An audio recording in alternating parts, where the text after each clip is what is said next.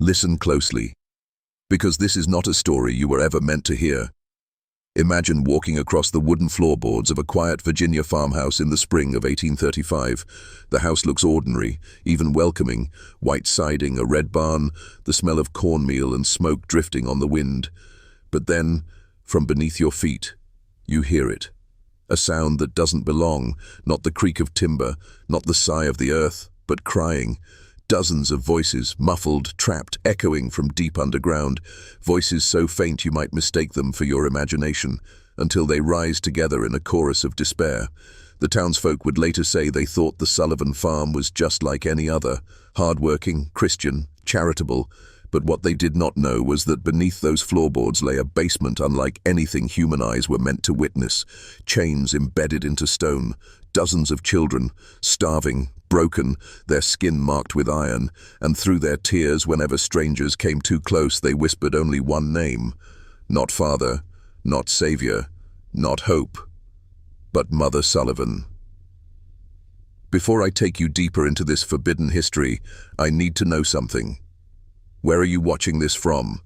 Comment your state below right now, because this happened in Virginia, but the lesson behind it is closer to you than you'd ever want to believe. The records buried in the Henrico County archives tell us one thing clearly: this was not just cruelty, it was design, and it was meant to stay hidden. The Sullivan family created an illusion so perfect that it fooled neighbors, doctors, even the church. And the cost of that illusion was the innocence of 47 children, chained beneath the ground. Tell me, can you hear them? Because once you do, you will never unhear them. The discovery at the Sullivan farm should have shattered the community, burned its way into history books, and stood forever as a warning. Instead, it was buried. The sheriff's report, sealed away in the Henrico County archives, was hidden for more than a century. Entire generations grew up in the same soil, on the same roads, never knowing what was once chained beneath their feet. It wasn't erased because it was unimportant. It was erased because it was too important, too dangerous to let the world remember. The written testimony still survives, fragile and yellowed, ink faded but words carved with trembling hands. Sheriff Benjamin Crawford described the basement in his report, but he could never bring himself to read it aloud in court. His deputy, Marcus Webb, a father of 4, collapsed when he tried to describe the faces of the children.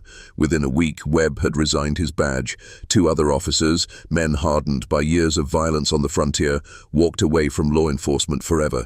They didn't just leave the job, they left the state. What they saw in that cellar followed them into every dream, every shadow, until their last breath. And yet, have you noticed? You've probably never heard this story before. Why? Because it wasn't allowed to spread. Pieces of testimony were redacted, pages removed, names struck out. The official narrative was rewritten until it sounded like nothing more than rumor, a rural legend whispered in Virginia taverns. But the truth is this: the Sullivans were not an isolated sickness. They were a symptom. A single fracture in a much larger system that thrives on silence, thrives on secrecy, thrives on the blindness of good people who cannot imagine such horrors happening in their own backyard. And here's the truth they didn't want you to know. Once you look into that system, once you see how it works, you'll start to notice its shadow everywhere. From the outside, the Sullivan farmhouse was nothing more than a portrait of American simplicity: white clapboard siding, carefully painted each spring, a wide porch where a rocking chair swayed gently in the breeze, a red barn standing proud against the fields of tobacco and corn, with chickens pecking at the dirt and the sound of a horse snorting in the distance. To a traveler riding past on the dusty road, it was the kind of home that looked safe, decent, trustworthy, the kind of place where a mother might wave from the porch and invite you in for a hot meal. That's what made it so perfect. Because behind that facade of ordinary rural life, something else was happening, something designed not to be seen. Neighbors would later confess that nothing about the Sullivan home ever struck them as unusual. The family was polite, religious, even charitable. Constance, the woman everyone called Mother Sullivan, was known for her soft voice and simple dresses.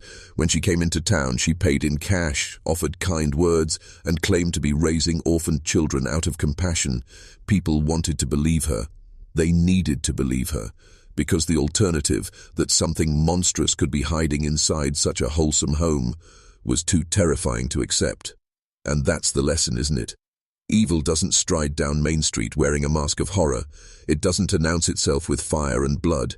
Evil survives by looking harmless, by looking ordinary, by making itself invisible through the camouflage of respectability. The Sullivan farm was that camouflage perfected. A place where the wooden shutters gleamed in the sunlight, while directly beneath them, just a few feet of soil separating the two worlds, children were chained in the dark, their cries absorbed by stone walls built to trap sound as much as bodies. Think about that the next time you walk past a quiet house at night, lights glowing softly in the windows. Think about how little you really know of the lives behind those walls, because the truth is this: the most dangerous monsters aren't the ones who look like monsters, they are the ones who look like neighbors. And the Sullivan farmhouse was the house that lied. Her name was Constance Sullivan. To the people of Millbrook, she was everything a Christian woman of the early 1800s was supposed to be: elegant but modest, soft-spoken, unfailingly polite. She carried herself with the grace of someone who seemed incapable of cruelty. The townsfolk described her voice as unusually gentle, a voice that calmed disputes, that comforted the grieving, that sounded almost like a hymn when she spoke in church. And yet, that same voice was the last sound dozens of children ever heard before the chains closed around their ankles. She dressed simply, never flaunting wealth, never drawing envy. When she came into town for supplies, she always had an explanation for the extra food, the medicines, the strange quantities she purchased. "For the orphans," she would say softly, her eyes lowered as if in humility. And who could argue with that? The community prided itself on Christian values, on compassion for the unfortunate. By presenting herself as a caregiver, she didn't just disarm suspicion, she turned it into admiration. People saw her not as a threat, but as a model of charity. Even the pastor praised her from the pulpit. He told the congregation that the Sullivans were doing God's work, taking in children no one else wanted, offering shelter where there was none. Imagine how powerful that shield was. Every doubt, every whisper of unease was crushed under the weight of religious approval. Who would dare accuse a woman of cruelty when the church itself had declared her a saint? This was her greatest weapon. Not the chains, not the locked cellar door, not even the silence she forced upon the children. Her greatest weapon was the mask of motherhood, because the world will always protect a mother, the image of kindness, the illusion of care. That's how she hid her cruelty in plain sight, and it's how she turned Christian morality itself into a Clyde oak of darkness. For more than 20 years, Constance Sullivan was not feared. She was trusted. And trust is the sharpest knife evil can ever hold. Every so often the neighbors caught sight of them, a pale face peering out from the Sullivan wagon as it rattled down the dirt road into town, a fleeting glimpse of small figures moving near the barn at dusk, thin, silent, almost ghost-like, never laughing, never calling out, never playing the way children should. Their eyes always seemed lowered, as if they'd been warned not to meet anyone's gaze. People noticed, of course. They weren't blind. Mrs. Henderson, who ran the general store, once swore she saw 3 children crammed in the back of the wagon, their lips pressed tightly shut, as though they'd been trained not to speak. She told herself they were shy, traumatized. That's what Constance said after all. Orphans from Pennsylvania, little ones who'd seen too much hardship. And in a community where death and loss were constant companions, it was a story that sounded familiar enough to be accepted. The truth was right there, flickering at the edges of vision. The large orders of flour and cornmeal, the extra medicines purchased every 2 weeks, the strange noises at night, the children glimpsed but never introduced. It all added up to a pattern, but only if you dared to connect the pieces. And that's the uncomfortable question, isn't it? Why didn't they? Why didn't a single person demand to see the children up close? Why did the community choose to believe the story of orphans rather than confront the possibility of something darker? Because human beings crave comfort more than they crave truth. A comforting lie allows us to sleep at night. An inconvenient truth forces us to act. To accuse a neighbor of unspeakable evil would mean shattering the illusion of safety that every man, woman, and child depended on. So they didn't. They clung to Constance's soft voice, her story of charity, the mask of motherhood, and in doing so they became accomplices without ever lifting a hand. Sometimes evil doesn't need silence forced by chains. Sometimes it only needs silence willingly chosen by a community that would rather not see. At night, the mask of the Sullivan household slipped, just enough for the attentive to notice. Across the fields, long after other families had gone to bed, strange sounds drifted from the farmhouse. Hammering, sawing, the heavy thud of earth being moved. Neighbors lying awake in their cabins sometimes whispered to one another, "Why are the Sullivans working at midnight?" The basement was being built then, expanded in secret piece by piece, year after year. Workers had been hired for small sections, never the whole, paid in cash, told to keep to their task. They left with full pockets, never realizing that the walls they raised were not meant to store grain or wine, but children. Even after the work was finished, the nights at the Sullivan farm were not silent. Travelers spoke of strange echoes, like voices trapped beneath the soil. Farmers, hunting late, claimed they heard sobbing carried on the wind, and always the Sullivans had explanations ready. Ezra would laugh it off. Old houses groan at night, wind in the beams. Constance would shake her head sadly and say, "The children we shelter, they cry for their parents sometimes, but don't worry, they'll heal with time." And that was enough. People accepted it because it was easier than considering the alternative, easier to explain away the hammering as repairs, the sobs as grief, the darkness as nothing at all. Because to question it would mean risking the truth. And here lies a timeless law of human nature. When faced with the faint whisper of darkness, most will cover their ears. The villagers didn't confront the Sullivans, not because they didn't hear, but because they did. They felt the chill in their bones, and they were afraid of what would happen if they pulled at that thread. So the hammering continued, the muffled cries continued, and the village of Millbrook learned to live with the whispers of children at night, pretending it was just the wind. The first man to truly sense that something was wrong was not a neighbor, not a friend, not even someone tied to the community. It was a stranger, Jacob Stern, a traveling merchant passing through Virginia in the bitter winter of 1834. A snowstorm forced him off the road, and with darkness closing in, the Sullivan farmhouse was the only light he could see flickering across the fields. He knocked, and despite Ezra's reluctance, they let him in. Inside, the house was warm. A fire burned in the hearth, and Constance offered him a plate of cornbread and salted pork. To any other eye, it was the perfect image of hospitality. But Stern felt something was wrong. The Sullivans were nervous, too nervous. They flinched at every sound, exchanged glances as though guarding a secret, and seemed anxious for him to leave as soon as the storm passed. That night, as Jacob Stern lay on a makeshift bed in the parlor, he heard it. Faint at first, almost indistinguishable from the groaning of the old house. But as the hours passed, the sound grew clearer. Muffled sobs, small voices, the soft broken weeping of children coming from beneath the floor. He sat up, his skin cold despite the fire. He knew what crying sounded like. He was a father himself. These weren't the cries of restless sleepers. This was grief, pain, desperation. When morning came, he asked Ezra about it directly. Ezra didn't hesitate. He smiled with that cold, thin smile men wear when their lie is ready before the question is asked.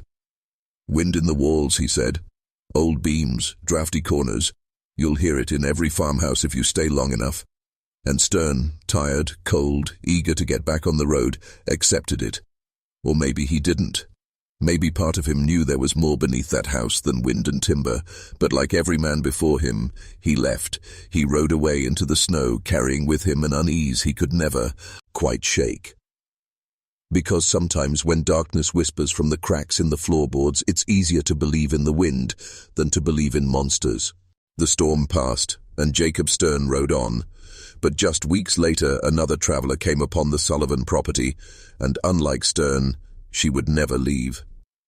Her name was Mary Catherine Flynn, a young Irish immigrant traveling with her family, searching for work in Virginia's tobacco fields. She was 16, strong-willed, bright-eyed, but during a river crossing, she was separated from her group. As dusk fell, cold and afraid, she made her way up the road, searching for light, for shelter, for kindness. The Sullivan farmhouse waited. Its lamps glowed warmly through the gathering dark. And when she knocked, Constance Sullivan opened the door with that same soft voice that had fooled the entire community. Mary Catherine was never seen alive again. Her family searched desperately, reporting her disappearance to the sheriff in Richmond. A search party combed the woods and rivers, but the land was vast and the wilderness swallowed the weak. After a week, the search was abandoned. The official explanation was simple, comfortable. She must have died of exposure, or perhaps been killed by animals.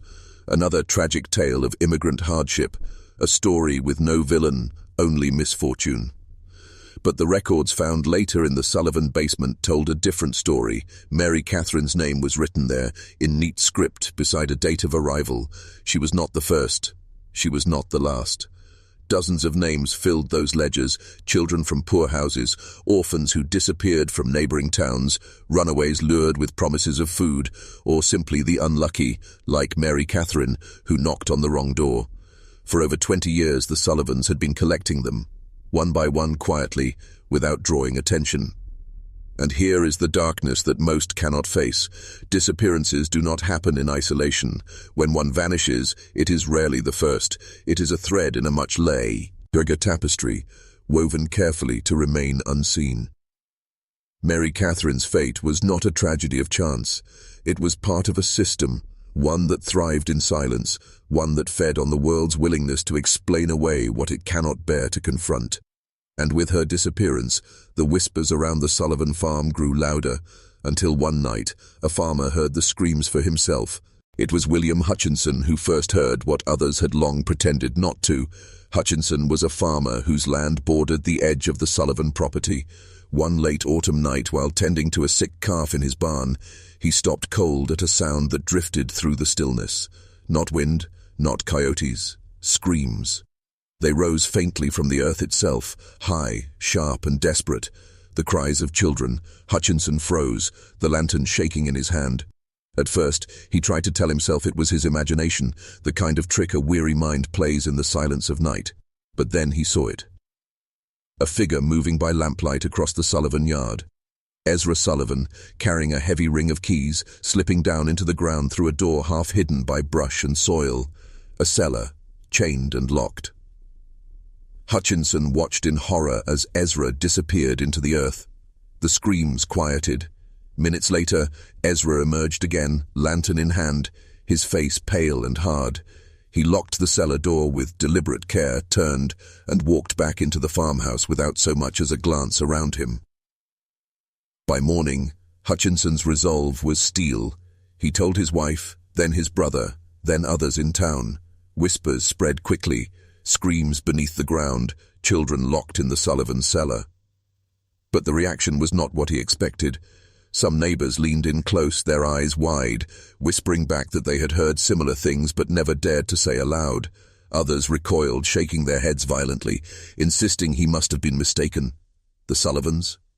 No. They're good people. Christian people. Don't bring trouble where there is none. Fear split the community in two. There were those who believed Hutchinson, who felt their own suppressed doubts rise to the surface like a corpse in water, and there were those who rejected him outright, clinging harder to the lie of Sullivan and charity than ever before, because to accept his story meant facing a truth that would destroy the very sense of safety their lives depended on. And so the village stood at a crossroads, one farmer swearing he had seen the devil's work with his own eyes, and a chorus of voices insisting the devil wasn't real. But the screams didn't stop. The knock came at dawn. Sheriff Benjamin Crawford rode out to the Sullivan farm with 2 deputies, the frost of early winter still clinging to the fields. He had heard William Hutchinson's testimony, and though much of the town scoffed, Hutchinson was no drunkard, no fool. Crawford had known him since boyhood, and there was a trembling conviction in the farmer's voice that could not be ignored.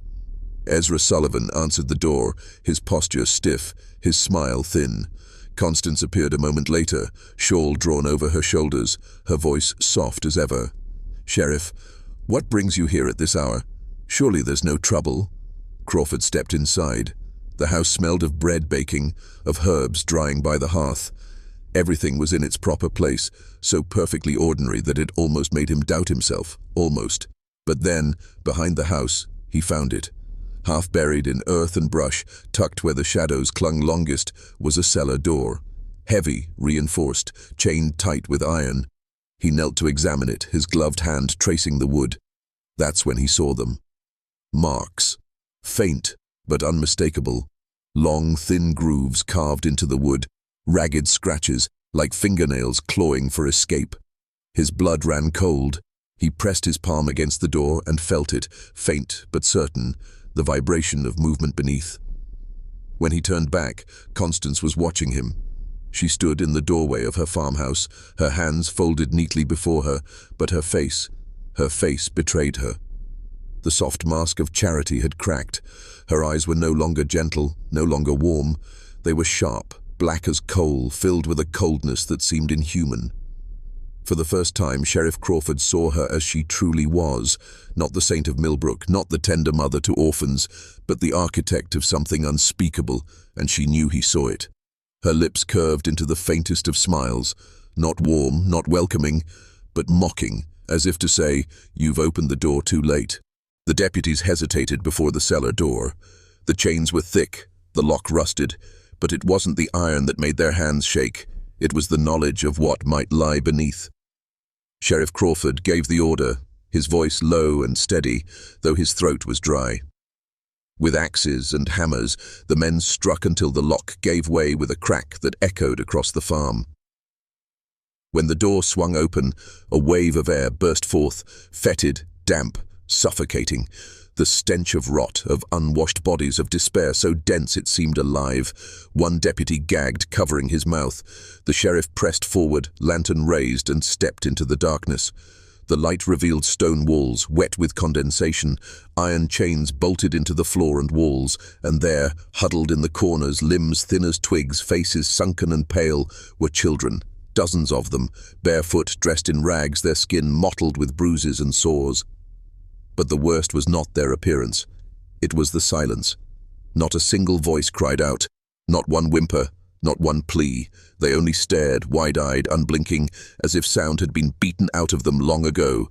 Their silence filled the cellar, pressing against the sheriff's chest heavier than any scream. It was the silence of those who had learned that screaming did not bring help, only more suffering. Sheriff Crawford lowered his lantern, his hand trembling. The deputies stood frozen, their faces pale, their courage unraveling in the presence of such naked horror. And then, from the darkness at the far end of the cellar, came a sound, not a cry, not a scream, but a whisper. A single word, passed from cracked lips, echoed by another, then another, until it rippled through the crowd of children like a chill through the air. "Mother." The sheriff turned, his eyes darting to the stairwell above, where Constance Sullivan stood in shadow, her hands folded, her smile sharp and terrible. The mask was gone. The cellar was only the threshold. Sheriff Crawford, lantern trembling in his grip, pressed deeper into the underground warren that the Sullivans had carved beneath their home. What he found there was not chaos, not the frenzied cruelty of madmen, but order. Cold, deliberate order. The first chamber beyond the holding room was small, stone-walled, and stank of rust. Against one wall stood punishment stocks, iron cuffs bolted into wood, worn smooth where wrists and ankles had strained in vain. On the opposite side, a table, its surface stained dark, its legs fitted with restraints, not a kitchen table, not a doctor's table, a table made for breaking the body while keeping it alive. Further still, another chamber revealed devices the deputies could barely comprehend, hooks fastened into the ceiling, chains of varying lengths, a wheel spiked with splinters meant to stretch and bind. It was as if cruelty had been engineered here, methodically, with the precision of a tradesman. Then there were the ledgers, dozens of them stacked neatly on a shelf, bound in leather, each page filled with names, dates, notations. children reduced to entries, their fates recorded as if they were livestock, arrival, compliance, punishment, disposal. In one margin, a chilling note: silence achieved after 6 days. This was no frenzy of violence, no outburst of madness. This was a system, a machine of cruelty, carefully maintained by Ezra's iron discipline and Constance's unholy devotion. Each chamber had a purpose, each tool its role. Their victims were not merely imprisoned, they were processed, conditioned, erased. The sheriff flipped through the pages, his stomach twisting tighter with every line. This was not one crime, not one missing girl or boy. This was decades of terror, carried out in secret, hidden behind the facade of charity and faith. Crawford dropped the ledger, his hands slick with sweat. Around him, the cellar walls seemed to close in, as though the stones themselves had absorbed the suffering. His deputies could not even speak. One vomited in the corner, the other whispered a prayer through shaking lips. And above them, faint but steady, the sound of Constance's voice drifted down the stairwell. A lullaby, sweet, gentle, tender, the same song the children had once clung to in hope before they learned it was the anthem of their torment. Sheriff Crawford thought he had seen the worst of it, the chains, the ledgers, the table, but the Sullivan cellar had one more chamber waiting, hidden behind a narrow crawl space low enough that they had to stoop to enter. The air inside was different, heavy, still. The lantern's light caught on something pale in the dirt. Bones. At first, only one. A small hand protruding from the soil. Fingers curled like it had been clawing upward, then another, and another. The deputies froze, their breaths shallow, as the truth became undeniable. The chamber was not a room at all. It was a grave. They counted 36, some little more than skeletons, brittle and collapsed, others still wrapped in tattered rags. Many bore the marks of their fate, fractured ribs, caved skulls, limbs bound even in death. Some had wasted away, their bones pressed tight against skin before the end. Others had clearly been beaten, their remains broken and twisted. But the Sullivans had not been careless.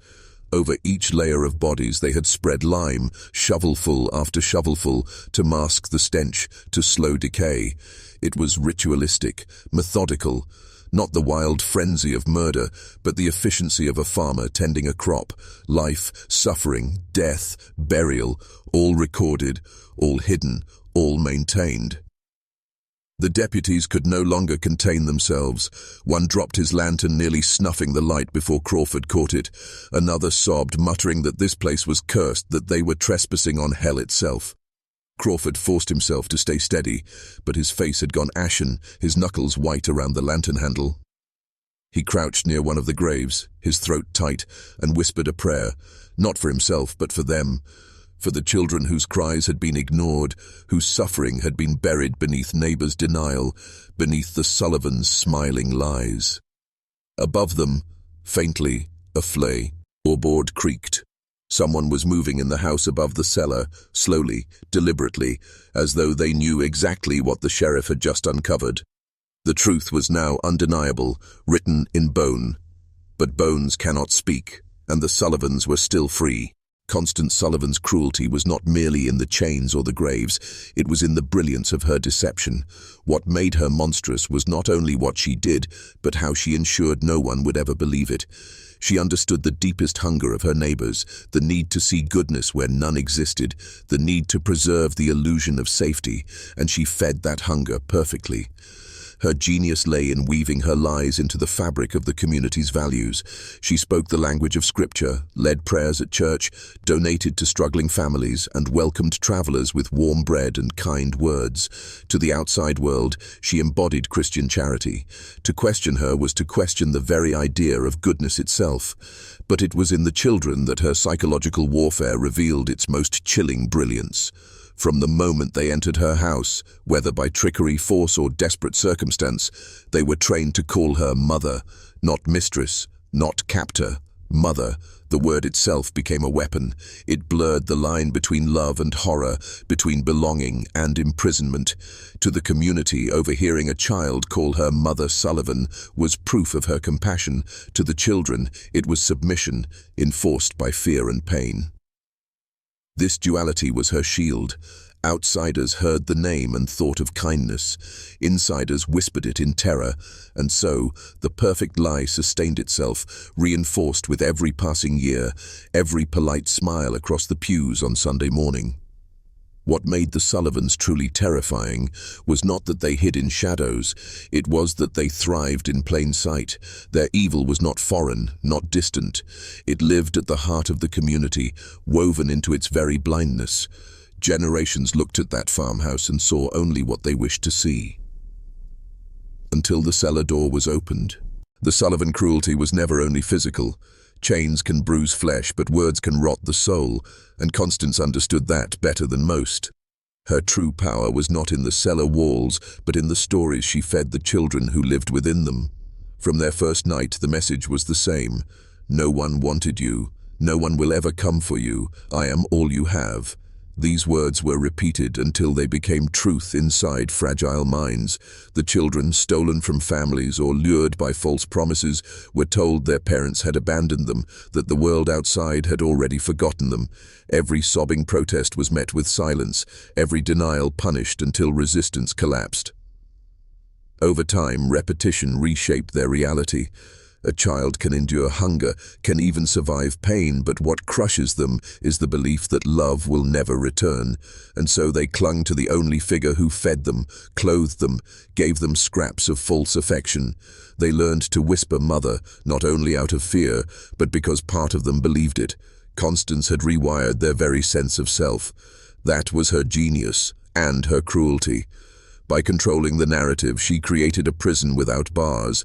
Many of the children stopped dreaming of escape altogether. After all, where was there to go if the world outside had already cast them aside? And here is where the story reaches beyond Millbrook, beyond the Sullivans, beyond the cellar. How many of us even now live in chains forged from lies we were told as children, lies about who we are, what we deserve, whether we are worthy of love, lies that, repeated often enough, become as binding as iron. The Sullivans may be gone, but the psychology of control, they left that behind. If you've stayed with me through this story, then you've already stepped where most would turn back. You've walked the halls of the Sullivan cellar. You've smelled the lime-soaked graves. You've heard the silence of the children and felt the weight of words designed to crush hope. And whether you know it or not, you are not the same person you were when this began. Because once you've seen how evil hides in plain sight, you can never unsee it.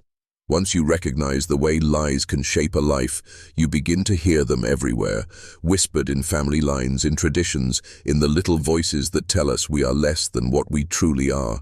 This is the point where most people close their eyes, scroll away, deny. But not you. You stayed. You carried the lantern down into the cellar. That means something. So here's what I ask of you. Prove to yourself and to anyone watching that you're not blind anymore. Write these words in the comments, twice. The chains break tonight. Not once, because once can be forgotten. Twice, because twice is declaration. It marks you as one who sees what others deny, one who has walked past the mask of innocence and stared at the truth beneath. This story is not entertainment, it is a passage. The chains break tonight. Say it, write it, mark it. Because in speaking those words, you do more than remember what happened in Millbrook.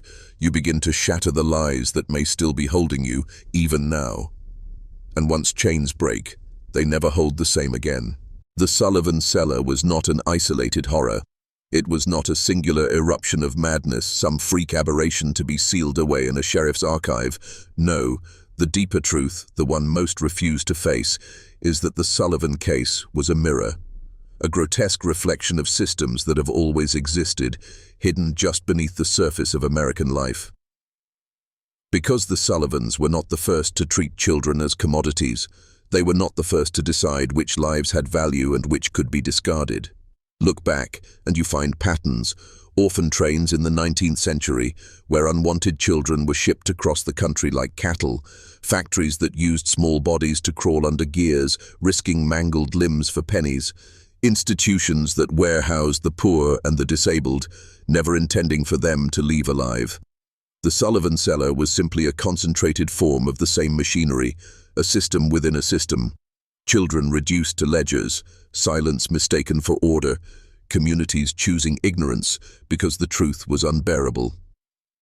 And if you think this was buried with them, ask yourself, has the logic of exploitation ever really gone away? Children still vanish into traffic, still labor in shadows, still exist as data points in files, as units of profit in industries that do not care whether they live or break. The same story, wearing new masks. That's what makes Millbrook so unsettling. It wasn't only about one farmhouse, one mother, one cruel network of chains. It was an echo of something larger, a truth most would rather deny. When society looks away, predators flourish. When silence is easier than outrage, the system strengthens itself. The Sullivans were a family, but what they built, that was an institution. The more Sheriff Crawford uncovered, the stranger the aftermath became. Because if the Sullivan case was as horrific as the records suggest, why did it vanish? Why were the reports sealed, the ledgers hidden, the graves unmarked? Why did it take over a century for even fragments of the truth to surface? Ask yourself, who benefits from silence? The archives in Millbrook tell only part of the story, brittle pages stained with fear. 3 officers resigned after descending into that cellar, their testimonies, fragmented, contradictory, some mysteriously lost, and the sheriff's final report, filed, stamped, and then locked away, never spoken of again. Why? Some whisper it was the church. Constance's piety had been her shield, and to expose her might have cast suspicion on those who had praised her as a pillar of Christian virtue. Others point to wealthy patrons, families who donated generously to the Sullivans' orphan mission, perhaps not caring to know exactly where their money went.